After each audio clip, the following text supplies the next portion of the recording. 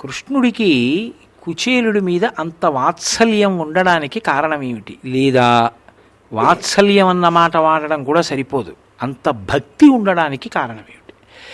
భాగవతంలో శ్రీకృష్ణ పరమాత్మ యొక్క దర్శనాన్ని అపేక్షించినటువంటి వాళ్ళు ఎవ్వరూ ఉండరు. పరిపూర్ణ అవతారం కృష్ణావతారం. అటువంటి కృష్ణుడి యొక్క పాదములు పట్టుకున్న వాళ్ళు, కృష్ణానుగ్రహాన్ని కోరుకున్న వాళ్లే తప్ప కృష్ణుడే వచ్చి ఒక పేద బ్రాహ్మణుడి పాదాలు పట్టుకుని ఆ పాదాలు కడిగి ఆయనకి నమస్కరించి ఆ పాదాలు కడిగిన నీళ్లు తాను తల మీద చల్లుకుని తన పట్టమహిషి రుక్మిణీదేవి యొక్క తల మీద చల్లడం అసాధారణమైనటువంటి ఘట్టం. నిస్సందేహంగా చాలా చాలా యోగ్యమైనటువంటి ప్రశ్న. పోతన గారు భాగవతాన్ని ఆంధ్రీకరించారు. భాగవత రచన చేసినటువంటి వారు వేదవ్యాసుడు. వ్యాసో నారాయణ స్వయం, నారాయణుడే వ్యాసుడిగా వచ్చాడు. ప్రమాణవాక్కు అని లోకంలో ఒకటి ఉంటుంది. అంటే ఏది పట్టుకుంటే తరిస్తామో అటువంటి ప్రమాణాన్ని నిర్ణయం చేస్తారు. వేదాన్ని విభాగం చేసి 18 పురాణములను, మహాభారతాన్ని, బ్రహ్మసూత్రాల్ని ఇచ్చిన మహాపురుషుడు వేదవ్యాసుడు. అందుకే వేదవ్యాసుడు చెప్పిన మాటలు చెప్పడానికే ఇష్టపడతారు గురువులందరూ. ఎందుకంటే అవి అటువంటి పరమ పవిత్రమైన గంగానది లాంటివి. తప్ప అసలు వ్యాసుడు చెప్పని మాటలు చెప్పవలసిన అవసరం ఎవరికీ ఉండదు. వ్యాసుడు చెప్పిందే చెప్తుంటారు. కారణం ఏమిటంటే వ్యాసుడు అంత గొప్పగా మహాసముద్రాలంత వాంగ్మయం ఇచ్చేశాడు. అటువంటి మహానుభావుడైనటువంటి వ్యాసుడు రచించిన భాగవతాన్ని ఆంధ్రీకరించిన పోతన గారు కుచేలుడు ఎంత గొప్పవాడో చెప్పారు ఒక పద్యంలో. ఆయన అన్నారు, గోవింద సుఖుండు కుచేలుండు నానొప్ప విప్రుండు బ్రాహ్మణుండు రాగాది విరహిత స్వాంతుండు శాంతుండు ధర్మవత్సలుడు ఘనుడు విజితేంద్రియుండు ధర్మవేత్త బ్రహ్మవేత్త దారిద్ర్యంబు బాధింప ఒరుల కార్పణ్య బుద్ధి నడుగబోవక తనకు తానబ్బినట్టి కాసు 10,000 నిష్కముల్గా తలంచి ఆత్మ మోదించి పుత్ర ధరాభిరక్ష ఒక విధంబుగ చేయుచునుడ్డునంతా అన్నారు. ఇంత పెద్ద విశేషం ఇంత గొప్పగా చాలా తక్కువ మంది గురించే మాట్లాడతారు. ఎంత గొప్పవాడు కుచేలుడంటే ఆయన గురించి చెప్తూ అన్నారు, అనుడు వేదవ్యాస తనయుడు అభిమన్యు తనయు చూచి ఇట్లనియ ప్రీతి గోవింద సకొండు కుచేలుండు నానొప్ప విప్రుండు మానధనుడు. కుచేలుడు గొప్ప బ్రాహ్మణుడు, ఆయన మానధనుడు. సిగ్గు విడిచిపెట్టి అందరి దగ్గరికి వెళ్ళి చెయ్యి చాపి నాకు సహాయం చెయ్యండి అని అడగడం ఆయన జీవితంలో లేదు. మానధనుడు, పైగా విశేషించి రాగాది విరహిత స్వాంతుండు శాంతుండు ధర్మవత్సలుడు ఘనుడు. ఆయనకి రాగద్వేషాలు లేవు. ధర్మమే ఆయనే ధర్మము. ధర్మవత్సలుడు ఘనుడు, చాలా గొప్పవాడు. ఆయన విజితేంద్రియుండు, ఇంద్రియములను గెలిచాడు. సామాన్యమైన విషయం కాదది. విజితేంద్రియుండు, బ్రహ్మవేత్త, బ్రహ్మజ్ఞాని, బ్రహ్మవేత్త. దారిద్ర్యంబు బాధింప, దారిద్ర్యం ఆయన్ని బాధించింది, కానీ ఆయనకి దారిద్ర్యము యొక్క స్పృహ లేదు. అంటే మనకనిపిస్తుంది కుచేలుడు దరిద్రుడని, కానీ ఆయనకి మాత్రం అసలు దరిద్రం ఉందన్న విషయం అసలు జ్ఞాపకంలో ఉండదు. ఎందుకు ఉండదు? యోగరతో వా భోగరతో వా సంగరతో వా సంగవిహీన యస్యద్బ్రహ్మణి రమతే చిత్తం నందతి నందతి నందత్యేవ. ఎప్పుడు పరబ్రహ్మముతో రమిస్తూ ఆనందపడిపోతూ ఉంటాడు. అటువంటి బ్రహ్మవేత్త, అటువంటి బ్రహ్మజ్ఞాని కుచేలుడు. అంతటి బ్రహ్మజ్ఞాని అయినటువంటి కుచేలుడికి ఒక రూపాయి దొరికితే కాసు 10,000 నిష్కముల్గా తలంచి, అదే 10,000 రూపాయలు అంటాడు. నాకు ఇది లేదన్న భావన లేదు, నాకు ఈశ్వరుడు ఏమి ఇవ్వలేదంటాడు. అంత సంతోషంతో ఉంటాడు ఎప్పుడు. ఒక బ్రాహ్మణుడికి ఉండవలసినటువంటి మొట్టమొదటి లక్షణంగా వ్యాసుల వారు చెప్పింది ఏమిటంటే సంతోషో హి ద్విజన్మనాం. పరమ సంతోషంతో ఉండాలి. నాకేం లేదు, ఈశ్వరుడు నాకేమి ఇవ్వలేదన్న ఆనందం ఉండాలి. అది ఉన్నవాడు కుచేలుడు. అసలు ఆయన పేరేమిటి? తెలుగు భాగవతంలో చెప్పలా. సుదాముడు అని ప్రతీతి. కుచేలుడు అన్న పేరు ఎందుకు వచ్చింది అంటే, చేలము అంటే బట్ట, కుచేలము అంటే చిరిగిపోయినటువంటి బట్ట. కు అంటే పాడైపోయింది అని, పాడైపోయింది అంటే చిరిగిపోయిన బట్ట. చిరిగిపోయిన బట్ట కట్టకూడదు. వేదంలో నియమం ఉంది.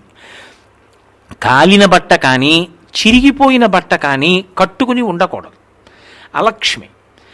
మరి కుచేలుడు ఎందుకు కట్టుకుంటాడు అంటే అది ఆయన చిరిగిపోయిన బట్ట అన్న విషయం ఆయనకి జ్ఞాపకం ఉండదు అసలు. ఆయన ఆ బట్ట చూస్తాడు, అబ్బా పీతాంబరం అని కట్టుకుంటాడు. ఇది చిరిగిపోయిందిరా అన్న భావన ఆయనకు ఉండదు.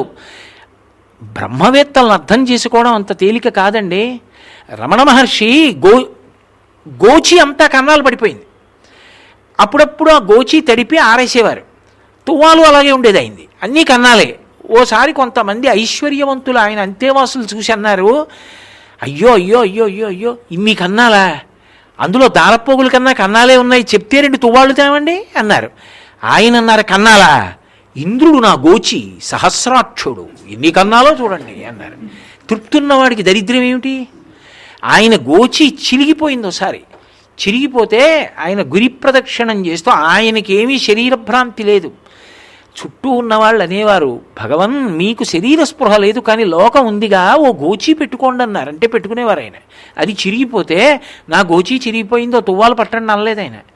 ఆ రక్కసి పొదల్లోకి వెళ్ళి ఒక రక్కసి ముళ్ళు తుంపి ఆ ముళ్ళుతోటే ఇంకో ముళ్ళుకి కన్నం పెట్టి గోచి ఊడదీసి అందులో దారాలు తీసి దారం రక్కసి ముళ్ళు సూదిలోకి ఎక్కించి చిరిగిపోయిన చోట కుట్టేసుకుని గోచి పెట్టుకుని ప్రదక్షిణం చేశారు. ఇది లేదన్నమాట బ్రహ్మవేత్తకు ఉండదు. అందుకే అటువంటి వారి పేరు స్మరిస్తే పుణ్యం. అటువంటి వారి పేరు తలవడం అంటే మాటలండి. అటువంటి వారిని తలుచుకుంటే చాలు పుణ్యం. కుచేలుడు అంటే శరీర భ్రాంతి లేనివాడు, పైకి చిరిగిపోయిన బట్ట కట్టుకున్నవాడు కాదు. అసలు చేలమేది? ఈ శరీరమే ఒక బట్ట. ఇది దేన్ని కప్పింది? ఆత్మని కప్పింది. ఈ శరీరమునందు భ్రాంతి లేదు. దీనికి జబ్బు వచ్చిందా, ఇది తిందా, ఇది తినలేదా, ఇది పడుకోవడానికి పరుపు ఉందా, దీనికి చల్లగా ఉందా, దీనికి గాలేస్తోందా, ఇది సుఖంగా ఉందా, ఆయనకి పట్టింపు లేదు. ఎందుకని? లోపల ఉన్న ఆత్మతో పరమేశ్వరుడితో కలిసి ఎప్పుడు రమిస్తూ ఉండేవాడు. అంతటి మహానుభావుడు, నిత్యతృప్తుడు. ఇది లేదన్న మాట తెలియదు. ఆయనకి తెలియకపోతే గొడవ వదిలిపోయింది. భార్య అలా ఒప్పుకోదుగా లోకంలో. ఇలా కూర్చోపెట్టి సాక్షాత్తు ఆదిలక్ష్మి అనగా ఆదిలక్ష్మి అయిన రుక్మిణితోడ క్రీడ సల్పుచున్న కృష్ణు చూచి పట్టణంబులోని ప్రజలుల్లసిల్లిరి ప్రీతులగుచు ముక్త భీతులగుచు అన్నారు భాగవతంలో. ఆదిలక్ష్మి రుక్మిణి. ఆవిడ క్రీగంటి చూపు పడితే చాలు మహదైశ్వర్యం అందుకుంటుంది. ఆవిడ విష్ణుపాదములు కడగడం కాదు, కుచేలుడి పాదాలు కృష్ణుడు కడుగుతుంటే నీళ్లు పోసింది. ఆవిడ పోస్తుంటే కృష్ణుడు కింద కూర్చుని కడిగాడు ఆయన పాదాలు. కనక కలిశ సలిలమున కాళ్ళు కడిగి భక్తి తజ్జలంబు మస్తకమున దాల్చి. భక్తి అన్న మాట వదల్లా పోతన గారు. ఏదో అలవోకగా కడగలా స్నేహితుడని, పరమభక్తితో కడిగాడు. ఎందుకో తెలుసా? నీ వంటి బ్రహ్మవేత్తలేడు. ఆయన కాళ్ళు కడిగి తల మీద చల్లుకున్నాడు. రుక్మిణీదేవికి చల్లాడు, అంతఃపుర పరివారానికి చల్లాడు. చందనం తీసి పట్టుకొచ్చి ఆయన ఒళ్ళంతా చందనం రాశాడు. ఎంత అలిసిపోయావు, నీకు తెలియదు. నీకు గృహ క్షేత్ర ఆరామములయందు నీదు చిత్తము చెందకుండుట తోచుచున్నయది. నీకు భార్య, బిడ్డలు, ఇల్లు, భూములు, ధనం అక్కర్లా. ఎప్పుడూ సంతోషమే, భగవంతుడే. కుచేలా ఎక్కడుంటాడో ఇలాంటి వాడు అని వడల శవము వాయ ఆయన శ్రమ పోయేటట్టు తనే విసినికర్ర పట్టుకుని తాటాకు విసినికర్రతో విసిరాడు. ఆయనకి బంధుర్ ఆమోదకలిత ధూపమ్ములసగి ధూపం తీసుకొచ్చి చూపించాడు. సువాసన పీల్చబోయ్ అని. మించు మణిదీపముల నివాళించి మరియు దీపాలతో హారతులెత్తాడు. ఎవరికి? పరిపూర్ణావతారమైన కృష్ణ భగవానుడు అంతటి బ్రహ్మవేత్త అయిన కుచేలుడి కాళ్ళు కడిగి తల మీద చల్లుకున్నాడు. అంటే మీరొకటి బాగా జ్ఞాపకం పెట్టుకోండి, ఎవరి పేరు చెప్పినంత మాత్రం చేత పరమేశ్వరుడు కూడా పరవశుడైపోతాడు. కుచేలుడు నీ స్నేహితుడు కుచేలుడికో నమస్కారం అన్నారనుకోండి, పొంగిపోతాడంతే భగవానుడు. అంతటి బ్రహ్మవేత్త. కుచేలుడి గొప్పతనం ఎక్కడుందంటే ఆ తీసుకొచ్చిన అటుకులు పెట్టడానికి సిగ్గుపడ్డాడు. ఇంతటి శ్రియప్పతి నేనేం పెడతానని. అది విశేషం. ఇద్దరు కలిసి చదువుకున్నారు కదూ. ఏమోయ్ నీకు మన గురువుగారు గుర్తున్నారా, సాందీపని మహర్షి అని గురువుగారిని పొగిడాడు. స్నేహితుడివి నాకేదో తేకుండా ఉండవు, ఏదో తెచ్చావని ఒళ్ళంతా తడివేసి ఆయన ఇలా ఇలా ఇలా అయిపోతుంటే ఆ ఉత్తరీయానికి కట్టిన అటుకులు అది గట్టిగా లాగితే పిట్లిపోతుంది ఆ బట్ట. అవి తీసుకుని గుటుక్కున నోట్లో పోసుకొని పర పర పర నవిలి మింగుతున్నాడు. ఎవడు? లక్ష్మీనాథుడు. ఇంకొక పిడికెడు తీశాడు, భాగవతం మొత్తం మీద తరగల. రుక్మిణీదేవి ఆదిలక్ష్మి వచ్చి కృష్ణుడి చేయి పట్టుకుంది, ఇక తినద్దంది. ఎందుకని? మురహరుడు పిడికెడటుకుల కరమొప్పక నారగించి కౌతూహలి అయి మరి ఒక పిడికెడు కొనత కరమప్పుడు పట్టె కమల కరకమలమునన్. లక్ష్మీదేవి పట్టేసుకుంది చెయ్య, ఇక తినద్దంది. ఇలా అన్నాడు కృష్ణుడు. అని ఒక్క పిడికెడు తింటే మీరు ఏమి ఇచ్చేశారో నాకు తెలుసు, ఇంకొక పిడికెడు తింటే ఆ భక్తుడికి నన్ను మిమ్మల్ని కలిపి ఇచ్చేస్తారు, వద్దు. ఆయన అడిగాడా ఐశ్వర్యం కావాలని? అడగల. చాలా విచిత్రం తెలుసా కుచేలోపాఖ్యానంలో? అంతా అయిపోయింది, భోజనం పెట్టేశాడు, మర్నాడు సాగనంపేశాడు, వెళ్ళిపోతున్నాడు కుచేలుడు. అయ్యా దరిద్రంలో ఉన్నాను, ఒక్క రూపాయి ఇప్పించండి అనలేదు కుచేలుడు, వెళ్ళిపోతున్నాడు. మధ్యలో గుర్తొచ్చింది సగం దూరం వెళ్ళాక, ఆనందంతో వెళ్ళిపోతున్నాడు. ఆహా కృష్ణ దర్శనం అయింది, ఎంత ప్రేమరా, ఎంత ప్రేమరా, ఎంత ఆదరించాడురా అని. సగం దూరం వెళ్ళాక ఇన్ని తెలుసున్నవాడికి నాకు డబ్బు లేదని తెలీదా, ఏమి ఇవ్వలేదే అనుకుని అన్నాడు. కటకట శ్రీనిధి ఇట్లు నన్ను పచరించి ఘనంబుగ విత్తమేమియున్ ఈయకుండుట తోచుచున్నయది ఎన్న దరిద్రుడు సంపదాంధుడై ఆనక తన్ను కానడని కాక శ్రియప్పతి సత్కృపాంబోనిధి సమస్త వస్తు పరిపూర్ణునిగానను చెయ్యకుండునే. కృష్ణుడు ఎందుకు ఇవ్వలేదో నాకు అర్థమైంది. ఈ దరిద్రంలో ఉంటే హాయిగా సంతోషంగా నేను భగవంతుడిని నమ్ముకు బతుకుతున్నా, రేపు పొద్దున బోల్డంత డబ్బు వచ్చి పడిపోతే ఆ లెక్కలు రాసుకుంటూ కూర్చుంటే ఈశ్వరుణ్ణి మర్చిపోతానని ఇవ్వకుండా నన్ను రక్షించాడు. ఈ నీ కృష్ణ నమస్కారం అయా అని ఎగురుకుంటూ ఇంటికి పోయాడు. పెద్ద భవనం కనపడింది. ఎవరో ఒక ఆవిడ ఆభరణాలన్నీ పెట్టుకుని వచ్చి దండం పెట్టింది. అమ్మ ఎవరన్నాడు. మీ ఆవిడండి అంది. అయ్యో ఎక్కడిదే ఈ ఐశ్వర్యం అన్నాడు. ఇదిగో నిన్న ఇన్ని గంటలు ఇన్ని నిమిషాలకు మన పాక అంతఃపురం అయిపోయిందండి. అప్పుడే కృష్ణుడు తిన్నాడు అటుకులు. కుచేలోపాఖ్యానం మీరు చదవండి. కుచేలోపాఖ్యానానికి చిట్ట చివర ఒక మాట చెప్తారు.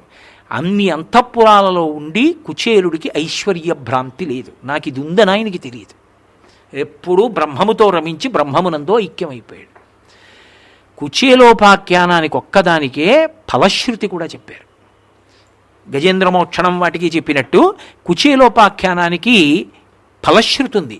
అది చదివితే, అది వింటే భగవంతుని యొక్క విశేషమైన అనుగ్రహము చేత దీర్ఘాయుర్దాయము, కీర్తి, సంపద కలుగుతాయని. అంత గొప్పది కుచేలోపాఖ్యానం. ఒక బ్రాహ్మణుడు అంత దరిద్రంలో ఉండి కూడా దరిద్రంతో సంబంధం లేకుండా అది ఆయన్ని బాధించింది, శరీరాన్ని బాధించకపోలేదు. కానీ అసలు ఆయనకి ఆ బాధ యొక్క స్పృహ తెలియదు. మత్తు ఇచ్చి శరీరాన్ని కోస్తారు, శరీరాన్ని కొయ్యడం తెలుస్తుందా మత్తుండగా? తెలియదు. అలా ఆయనకి భగవంతుని యొక్క అనుభవానందమునందు బాహ్యమునందున్న దారిద్ర్యము తెలియనే లేదు. అంతటి బ్రహ్మవేత్త, అంతటి మహానుభావుడు కుచేలుడంటే. అందుకే అంతటి పరమభాగవతోత్తముడు వచ్చినప్పుడు నీకేం కావాలని అడగలేదు. అంతటి పరిపూర్ణావతారమై రసోవై సహా అనిపించుకున్న కృష్ణుడు మహర్షులకు కూడా చెయ్యనటువంటి పూజ కుచేలుడికి చేశాడు. అంటే ఆయన ఎంతటి బ్రహ్మవేత్త, ఎంతటి విజితేంద్రియుడు, ఎంతటి భక్తి తత్పరుడు, ఎంతటి జ్ఞాని మనకు అర్థమవుతుంది. అటువంటి కుచేలోపాఖ్యానాన్ని ఇంట్లో పెద్దవాళ్ళందరూ కూడా పిల్లలకి చెప్పాలి. అందరూ పోతనగారి భాగవతంలోంచి చదువుకోవాలి. కుచేలోపాఖ్యానం భాగవతం దశమస్కంధం ఉత్తర భాగంలో ఉంది. ఉత్తర భాగంలో ఉన్నటువంటి కుచేలోపాఖ్యానాన్ని యథాతథంగా చదువుకోండి. ప్రతిరోజు కుచేలోపాఖ్యానాన్ని చదువుకుని కుచేలుడి యొక్క గొప్పతనానికి పరవశించిపోతే అదే భగవంతుని యొక్క అనుగ్రహానికి కారణమవుతుంది. కుచేలుడు ఏవేవో కారణాలకి దరిద్రుడయ్యాడని భాగవతంలో లేదు. కుచేలుడు బ్రహ్మవేత్త, దరిద్రం తెలియలేదు. కుచేలుడికి ఒక్క లేనితనమే తెలియకుండా పోలేదు, ఉన్నతనం కూడా ఆయనకి తెలియదు. రెండూ తెలియవు. అది బ్రహ్మవేత్త అంటే. ఐశ్వర్యం వచ్చిన తర్వాత స్పృహ ఉందేమిటి? అది లేదు. లేకపోతే స్పృహ ఉందేమిటి? అది లేదు. రెండిటి యందు స్పృహ లేదు. ఉన్న స్పృహ ఈశ్వర స్పృహ ఒక్కటే. అటువంటి బ్రహ్మజ్ఞాని, అంతటి మహానుభావుడు, అటువంటి కుచేలుడికి ప్రతిరోజు నమస్కారం చెయ్యాలి. కృష్ణ భగవానుడంతటి వాడి చేత పూజలు అందుకున్నాడు. అటువంటి కుచేలోపాఖ్యానాన్ని స్మరించడం, ఆయనకి నమస్కారం చెయ్యడం, కృష్ణ భగవానుడి దగ్గర గురువుల దగ్గర కుచేలోపాఖ్యానాన్ని ఒక్కసారి చెప్పుకుంటే చాలు పరవశించిపోతారు. ఎందుకంటే అంత పూజ చేశాడు ఆ బ్రాహ్మణుడికి, అంత గొప్పది కుచేలోపాఖ్యానం. అందుకని కుచేలుడు పూజలు అందుకున్నాడు. అంతటి మహా బ్రహ్మవేత్త. మీకు ఇప్పుడు తృప్తి కలిగిందనుకుంటున్నాను.